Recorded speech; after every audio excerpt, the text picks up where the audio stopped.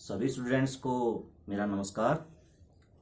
और कल हम चैप्टर 4 एक्सरसाइज 4.3 का सेकंड और थर्ड सम हमने किया था। और क्या किया था वो थोड़ा सा रिवाइज कर लेते हैं। एक क्वाड्रेटिक फार्मूला होता है, क्वाड्रेटिक फार्मूला। तो ये क्या होता है, x equal to minus B plus minus root B square minus 4ac by में 2a। फिर हमने ये भी डिस्कस किया था, अब इसकी तीन कंडीशन होती हैं। क्या होती हैं? ये B square minus 4ac less 0 भी हो सकता है, ये B square minus 4ac equal 0 भी हो सकता है, और ये B square minus 4ac greater 0 भी होता है। इसको हम कैपिटल डी से लिखते हैं। डी मतलब डिस्क्रिमिनेंट ना, डी फॉर डॉग नहीं, डिस्क्रिमिनेंट। अगर ये 0 से लेस है तो इसके रियल रूट एग्जिस्ट नहीं होंगे, no real root, no real root. इसका कोई रियल रूट नहीं होगा, होता है लेकिन वो 11th में जाके एक अलग टॉपिक बनता है। रियल के दूसरा नंबर जो क्या होता है, इमेजिनरी होता है, ठीक है। लेकिन अभी भी यहाँ पे रियल रूट कुछ नहीं होता। और अगर इक्वल रूट है, इक्वल 0 है तो दो रियल रूट होंगे, दो होंगे, लेकिन दोनों इक्वल होंगे। इक्वल 0 है तो इक्वल होंगे। और अगर ये 0 से बड़ा है तो इसके दो होंगे लेकिन अनइक्वल होंगे। मैंने दो रियल रूट है ना, इक्वल भी लिखना था, टू इक्वल रियल रूट बराबर। तो यहां पे क्या आ जाएगा, अनइक्वल रियल रूट, ठीक है। हिंदी वाले भाई क्या कहेंगे, कोई वास्तविक मूल नहीं। क्या होता है इसका, कोई भी वास्तविक मूल नहीं, ठीक है। रियल का मतलब वास्तविक हो गया, रूट को मूल कहते हैं। इसमें क्या होगा, दो समान वास्तविक मूल। इसमें क्या होगा, दो समान वास्तविक मूल और दो असमान वास्तविक मूल। इसमें दो असमान होंगे, अनइक्वल होंगे, इसमें दोनों कैसे होंगे, बराबर होंगे, ठीक है। तो इसको याद करना भाई, क्वेश्चन में 1 नंबर के ऑप्शन में सीधा सा इक्वेशन दे देगा और पूछ लेगा इसके नेचर बताओ कि इसके रूट का नेचर कैसा है। नेचर मतलब वो दोनों इक्वल हैं कि नहीं है, वास्तविक हैं कि नहीं है, ठीक है। तो इन तीनों कंडीशन को याद करना है हमें। अब हम आगे फोर्थ सम से शुरू करते हैं। फोर्थ सम है 3 years ago age of Rahman and 5 years after. अच्छा, अब से 3 साल पहले, ठीक है ना, हिंदी वाले 3 साल पूर्व रहमान की आयु का व्युत्क्रम, अब से 5 वर्ष पश्चात आयु के व्युत्क्रम का योग। 3 years, तो प्रेजेंट एज नहीं दे रखी, वो मान लेते हैं। Let present age of Rahman, वो मैंने x years मान ली। मतलब मैं लिख सकता हूं, माना रहमान की कौन सी आयु होती है, वर्तमान आयु, ठीक है। वर्तमान आयु इसमें होती है। वर्तमान आयु कितनी, x वर्ष, ठीक है। अब ये क्या कहता है, 3 years अगो। अब ये बताओ 3 years अगो रहमान एज, 3 साल पहले रहमान की आयु, रहमान एज कितनी होगी भाई। 3 साल पहले तो घटाना पड़ेगा, ठीक है ना। 3 साल पहले तो घटाना ही पड़ेगा। जैसे आप मान लो कि आज आप 15 के हो, आपकी एज लगभग 15 के आसपास होगी। 3 साल पहले आप कितने के थे, तो आप क्या करोगे, 15 में से 3 घटा दो। 5 साल बाद कितने हो गए होगे, कितने साल के हो जाओगे 5 साल बाद, 15 में 5 जोड़ दो। तो पहले के लिए घटाते हैं ना हमेशा, x माइनस 3 ईयर्स वर्ष। और 5 years आफ्टर रहमान की एज कितनी हो जाएगी, 5 साल जोड़ देंगे। जो आज है ना, जो प्रेजेंट में है उसमें जोड़ेंगे ना। आज आप 15 के हो, आज वाली में जोड़ोगे, ठीक है। अब कह क्या रखा है, इन दोनों का रेसिप्रोकल का सम।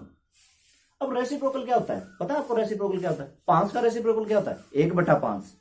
तो अकॉर्डिंग टू क्वेश्चन, प्रश्नानुसार 1/x minus 3 plus 1/x plus 5 बराबर में कितना है, 1/3 दोनों के व्युत्क्रम का रेसिप्रोकल का जोड़ कितना है 1/3। अब ये कल के सम की तरह हो गया, जैसे कल हमारा कौन सा था, थर्ड का सेकंड पार्ट है ना, उसकी तरह अब ये आगे उसकी तरह सोल्व करना है। अच्छा हिंदी वाले लिख लोगे 3 साल पहले रहमान की आयु, 5 साल बाद रहमान की आयु। सिंपल है, इसमें तो कोई कंफ्यूजन नहीं है। अब क्या करना है, इनका एलसीएम लो। एलसीएम में दोनों आते हैं भाई, एलसीएम में दोनों आते हैं अगर कुछ कॉमन ना हो तो। ठीक है, ये हमारा रूल है। जैसे मैं कह दूं 1/4 जमा में 1/6 जमा में 1/4, यहाँ पे एलसीएम 12 क्यों आएगा, क्योंकि 6 और 4 में कॉमन है 2।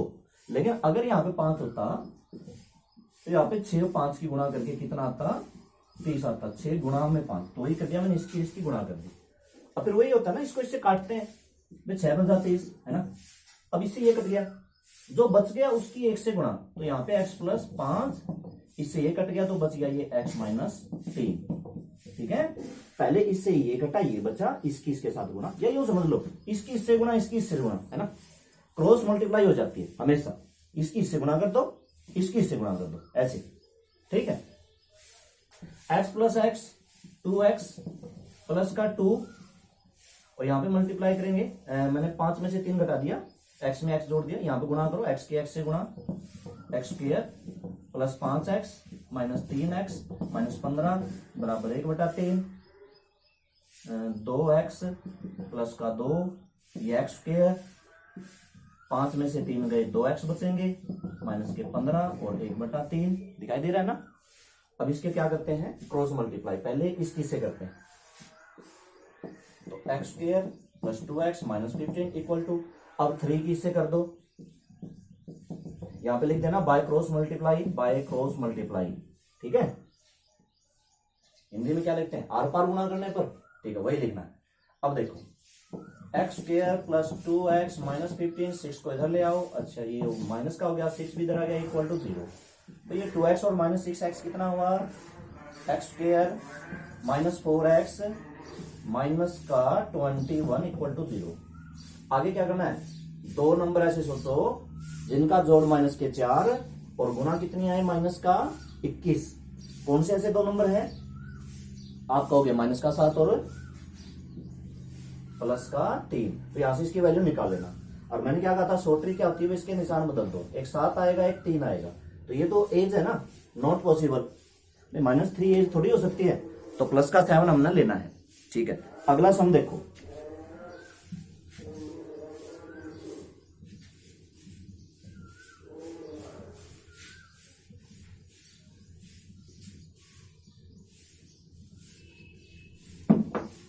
अगला देखो, एक क्लास टेस्ट है, उसमें एक शेफाली के मैथ के जो मार्क्स हैं और इंग्लिश के जो मार्क्स हैं, दोनों का सम 30 है, दोनों का सम 30 है।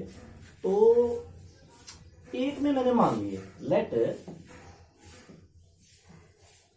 मार्क्स इन मैथ्स में कितने मार्क्स हैं, मैंने मान लिए कि उसके x आए। अब सुनो, उसके मैथ और इंग्लिश दोनों में 30 आए हैं। मैं कह दूं कि मैथ में उसके 12 आए हैं, दोनों में कितने आए हैं, 30 आए हैं। और मैंने कह दिया मैथ में कितने आए हैं, 12 आए हैं। इंग्लिश में बताओ, तो आप क्या करोगे, 30 में से 12 घटाओगे ना, कितने आएंगे, 18। अब ये मैंने x मान रखा है, तो यहां पे आप क्या लिखोगे, 30 - x। तो मार्क्स इन इंग्लिश आप क्या लिखोगे, 30 - का x, ये आपको लिखना है। ठीक है, हिंदी वाले क्या लिखेंगे, गणित में अंक, सीधा सा है, गणित में अंक, अंग्रेजी में अंक। ठीक है, अब यदि कंडीशन है, इफ अगर उसके 2 मार्क्स अधिक आते गणित में, मैथ्स में, if she got 2 marks more in math then, लंबी लाइन हो जाएगी ना, देन मार्क्स इन मैथ, दिखाई दे रहा है कितना है। अच्छा, अगर 2 आते, 2 अधिक आते ना, मोर, अधिक का मतलब जोड़ना है, किसमें जोड़ना, मैथ वाले में जोड़ना। मैथ में x है तो 2 जोड़ दिया, x + 2। ठीक है, x+2। तो if she gets 3 marks less in English की बात कर रहा होगा, तो इंग्लिश में कितने हो जाएंगे इन इंग्लिश में पहले कितने हैं 30 माइनस एक्स, उसमें से 3 घटाना है, तो ये कितना हो गया 27 माइनस एक्स। भाई 30 माइनस एक्स में से 3 घटाना था, तो 30 में से 3 घटेंगे मतलब 27 बच गया। ठीक है, अब दोनों की प्रोडक्ट आगे क्या करना है, दोनों की प्रोडक्ट कितनी है 210, दोनों की किसकी, इसकी और इसकी, यही हमारी अकॉर्डिंग टू क्वेश्चन लगेगी। अकॉर्डिंग टू क्वेश्चन x+2 की आपको मल्टीप्लाई करनी है 27 माइनस एक्स के साथ, और वो कितनी है 210। ठीक है, आप इसकी मल्टीप्लाई कर लेना, मल्टीप्लाई करके इक्वल करके इसका आंसर आ जाएगा, कोई ज्यादा बड़ी बात नहीं है। ठीक है, अच्छा हिंदी वाले इसमें क्या लिखेंगे, कर लोगे ना इसको पूरा सोल्व करना है। अगर यहाँ पे अच्छा इस क्वेश्चन में क्या होगा, मुझे लगता है इसमें दोनों पॉजिटिव आएंगे, हो सकता है दोनों पॉजिटिव आ जाएं, जैसे कि हो सकता है एक 12 आ जाए एक 13 आ जाए, मुझे याद नहीं पर लगता है कि इसके दोनों पॉजिटिव आएंगे, तो दोनों की दोनों लेने हैं। अगर दोनों पॉजिटिव आते हैं तो हमें क्या करना पड़ेगा, भाई अगर उसके मैथ में 12 है तो इंग्लिश में 30 माइनस 12, ऐसा नहीं हो सकता भाई मैथ में 12 इंग्लिश में 13, ऐसे नहीं हो सकता, क्योंकि दोनों का जोड़ 30 थोड़े आता है। इसने कंडीशन क्या दे रखी है, तो अगर मैथ में 12 है तो इंग्लिश में 30 माइनस 12 18, अगर मैथ्स में 13 है तो 30 माइनस 13 17, यानी कि 4 लाइनें आपको लास्ट में लिखनी पड़ेगी। ये निकालने के बाद हमने लिखना पड़ेगा ना, तो मान लो अगर मैथ में इफ मार्क्स इन मैथ्स 12 तो मार्क्स इन इंग्लिश 30 माइनस 12, फिर अगली 2 line if marks in English. ठीक है, ये मुझे याद नहीं है, करके देख लेना, और अगर एक नेगेटिव आता है फिर तो रिजेक्ट ही हो गया, फिर तो बस आपको 12 रखना। ठीक है, अब हिंदी में यहां पे लाइन क्या लिखनी पड़ेगी, गणित में 2 अंक अधिक आने पर अंक, भाई अगर 2 अंक अधिक आते तो कितना हो जाता ये, और इंग्लिश में मतलब अंग्रेजी में कितने थे 3 अंक कम आने पर अंक कितने थे 30 माइनस एक्स माइनस 3 मतलब 27 माइनस एक्स। आगे प्रश्नानुसार इन दोनों की गुणा कर देंगे। ठीक है, अगला देखो, बहुत इजी क्वेश्चन है, बस आपको स्टेटमेंट समझ में आने चाहिए, स्टेटमेंट में दे क्या रखा है। ठीक है, अगला है 6th है, एक रेक्टेंगुलर फील्ड है कोई, और उसका डायगोनल 60 मीटर मोर है किससे, शॉर्टेस्ट साइड से। अब देखो मैं एक रेक्टेंगल बनाता हूं, ये मैंने एक रेक्टेंगल बनाया, एक इसका कोई भी डायगोनल ले लिया। अब रेक्टेंगल की लेंथ और ब्रेथ होती है, ब्रेथ छोटी साइड होती है, लेंथ बड़ी होती है, तो इसने शॉर्टर साइड कह रखा है, ये शॉर्टर साइड मैंने एक्स मैंने मान लिया कि इसकी सबसे छोटी जो भुजा है वो एक्स है, इसका डायगोनल इसने कह रखा है x+60, इसका 60 ज्यादा है, और जो बड़ी भुजा है जो लार्जर साइड है वो छोटी से 30 ज्यादा है, तो ये कितनी हो जाएगी x+30। स्टेटमेंट को ध्यान से पढ़ो, इसका जो डायगोनल है विकर्ण है, छोटी भुजा से शॉर्टर वाली साइड से 60 मोर है, तो इसमें मैंने 60 जोड़ दिया, मैंने सिर्फ ये माना, और जो लॉन्गर साइड है लार्जर साइड है वो छोटी वाली से शॉर्टर साइड से कितने ज्यादा है 30 ज्यादा है, तो मैंने इसमें 30 में जोड़ दिया, मतलब मेरी 3 लाइनें आएंगी। क्या लिखूंगा मैं, माना आयत की छोटी भुजा x, हिंदी में लिख देते हैं ना, माना आयत की छोटी भुजा कितनी x, आयत की चौड़ाई लिख सकते हो आप, आयत की चौड़ाई x, और लंबाई कितनी हो जाएगी, यहाँ पे छोटी बड़ी लिखना पड़ेगा, वो कितनी हो जाएगी x+30, और आयत का विकर्ण x+60। अब क्या करना पड़ेगा, इस कंडीशन में हम क्या करते हैं, देखो ये एंगल कितने का है 90 का, तो क्या करना पड़ेगा पाइथागोरस थ्योरम, क्योंकि ये ट्रायंगल कैसे कौन सी बन गई, समकोण त्रिभुज, राइट एंगल ट्रायंगल। तो इसके ऊपर अब क्या करेंगे, पाइथागोरस थ्योरम लगाएंगे। हम लिखेंगे पाइथागोरस प्रमेय से क्या होती है, बेस स्क्वायर प्लस में परपेंडिकुलर स्क्वायर, पी लिख देना, बी लिख देना बहुत है, ठीक है। या फिर इसको मान लो जैसे ए बी सी डी, ठीक है। तो अगर हम मान लेते हैं तो हम क्या लिख देंगे, बेस मतलब A B square, perpendicular B C square और इक्वल टू हाइपोटेन्यूज क्या है, ए सी स्क्वायर। तो x प्लस 30 का स्क्वायर, एक्स स्क्वायर और x प्लस 60 का स्क्वायर, स्क्वायर बोल दो। इसमें फार्मूला लगेगा। कई बच्चे क्या करते हैं, अगर स्क्वायर आता ना, x का स्क्वायर कर दिया, 30 का स्क्वायर कर दिया। अरे a square plus b square plus में 2ab तो होता है, 2 इंटू में x इंटू में 30 और प्लस में फिर ये वाला x स्क्वायर और इक्वल में इसी तरह से इसका पहले x का स्क्वायर फिर 60 का स्क्वायर फिर 2 इंटू एक्स इंटू 60। एक एक्स स्क्वायर कट जाएगा, अरे इक्वल का सिंबल है, वही उधर है वही इधर है तो कट जाता है, ठीक है। बाकी को आप सोल्व कर लो। ये एक्स स्क्वायर, ये 900, ये 60x हो गया, गुणा कर ली, उधर से वो कितना हो गया 3600 हुआ और वो कितना हुआ 120x हुआ।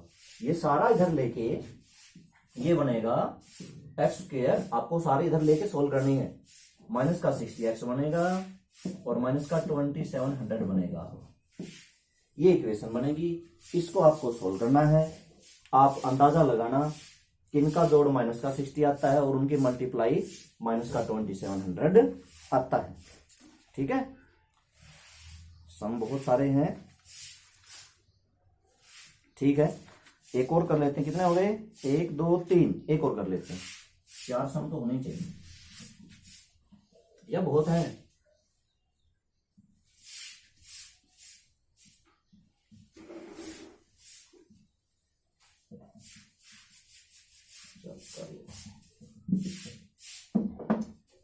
अगला है difference of two numbers is 180। भाई दो नंबर है, दो नंबर का डिफरेंस कितना है 180 है और जो स्मॉलेस्ट नंबर का स्क्वायर ऑफ स्मॉलेस्ट नंबर उसका स्क्वायर 8 टाइम्स है किसका, बड़ी संख्या का, बड़ी वाली संख्या का। अब यहां पे मुझे दोनों संख्या माननी पड़ेंगी क्योंकि मुझे इसका आइडिया नहीं आया। तो क्या करना पड़ेगा, लेट वन नंबर x मैंने मान लिया, लेट सेकंड भी मानना पड़ेगा, सेकंड मैंने y मान लिया, इसमें तो करना पड़ेगा, ठीक। अब कंडीशंस को ध्यान से सुनो। अच्छा, वन नंबर सेकंड नंबर की जगह लार्जर और स्मॉलर लेना, ठीक है। छोटी संख्या बड़ी संख्या, क्योंकि इसने कुछ ऐसा ही दे रखा है। छोटी कौन सी मान लें,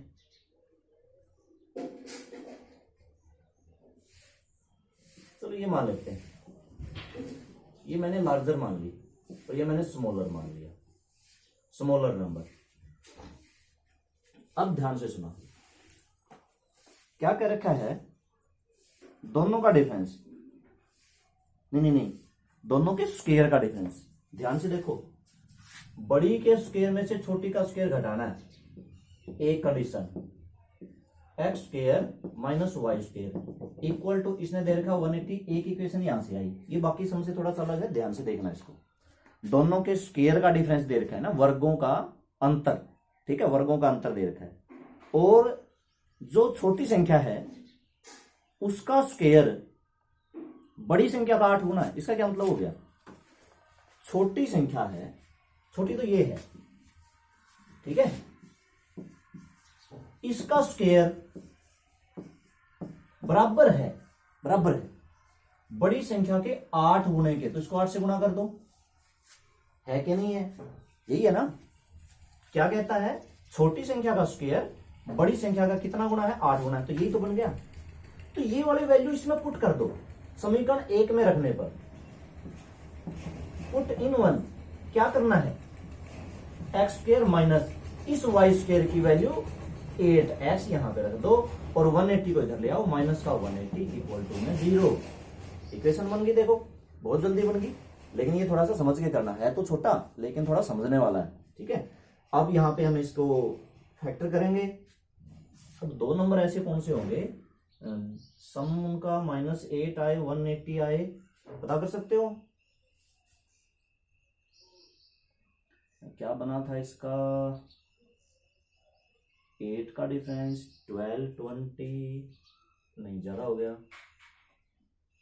10, हाँ 10 और 18, अरे बहुत इजी था। X square minus 18x plus 10x minus 180 equal to 0।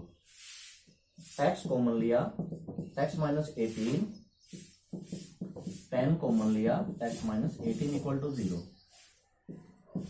x minus 18 x plus 10 equal to 0। तो यहां से दो आएंगे, एक तो x माइनस 18 को 0 करेंगे x इक्वल टू 18, एक x प्लस 10 को 0 करेंगे x इक्वल टू माइनस का 10। बताओ क्या माइनस का 10 ले सकते हैं, क्या 18 ले सकते हैं? देखो दिखाई दे रहा है ना। अच्छा अब करना क्या है, x की वैल्यू, अब x की तो वैल्यू आ गई, y की भी तो निकालनी है। तो पहले ये जो इक्वेशन 2 है ना, इसमें पुट करेंगे, पुट x इक्वल टू 18 इन 1 नहीं इन 2, यहां में पुट करो y स्क्वायर 8 मल्टीप्लाई में 18 कितना होता है 144। अब कर दो स्क्वायर रूट, y क्या हो जाएगा 144 का स्क्वायर रूट। भाई y स्क्वायर 144 है तो y 144 का यानी कि 12 आ गया, ठीक है। अगर x 18 है तो y, अब ये वाली वैल्यू चेक करते हैं, put x equal to minus 10 in 2, put करो y स्क्वायर 8 इंटू में माइनस 10, यहां पे मैंने पुट कर दिया, तो y square equal to minus का 80। क्या किसी नंबर का स्क्वायर कभी नेगेटिव होता है? Not possible. तो ये यहाँ पे रिजेक्ट हो गया, ठीक है।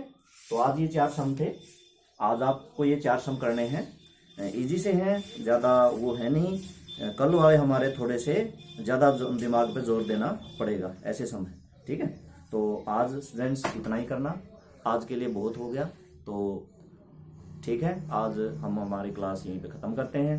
ओके बच्चों, थैंक यू।